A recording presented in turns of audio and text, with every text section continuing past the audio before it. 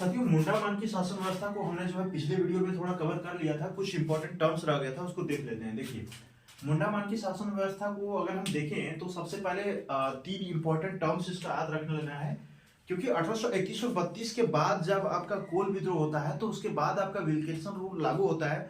और विल्किंसन बोले तो थॉमस विल्किंसन अंग्रेज अधिकारी थे, उसके द्वारा इस शासन व्यवस्था को मंजूरी दिया गया है। पहली चीज ये ध्यान रखना है।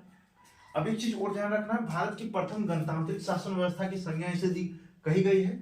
और इसके बाद आपका हो जनजाति मुंडा समाज की उपशाखा है, इस बात का आपको ध्यान रखना है, क्योंकि मुंडा शासन व्यवस्था में जब हम पढ़ रहे थे तो वहां पे भी हमने देखा था कि गांव का जो प्रशासनिक और न्यायिक प्रमुख कौन था, वो मुंडा था। ठीक है, तो इसी प्रकार से यहाँ पे भी वही है, क्योंकि हो जनजाति कोई और नहीं है, वो मुंडा जनजाति का एक शासन व्यवस्था, उसका एक उप शाखा है, उसका एक ब्रांच है एक तरह से कहें तो।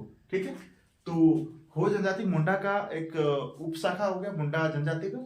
और साथ ही साथ आपका भारत के प्रथम गणतांत्रिक शासन व्यवस्था, इस शासन व्यवस्था को कहा गया है।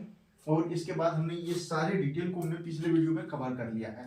ये कुछ इंपॉर्टेंट टर्म्स छूट गए थे जिसको हमने इसमें कवर कर दिया। एक चीज ध्यान और रखना है, विरुद्ध जन जो होते हैं सलाहकार की भूमिका में होते हैं। विरुद्ध जन से आपका जो है मुंडा कुछ सलाह लेके जो है शासन को आगे बढ़ाते हैं। शासन में अगर कुछ चीजों की जरूरत पड़ती, जैसे कुछ नियम कानून को जो है लगाना है या फिर किसी को दंड देना है, तो उस कंडीशंस में विरुद्ध जन जो है बूढ़े बुजुर्ग लोगों से थोड़ा बहुत राय मशवरा ले लिया जाता है। किसके द्वारा? मुंडा के द्वारा।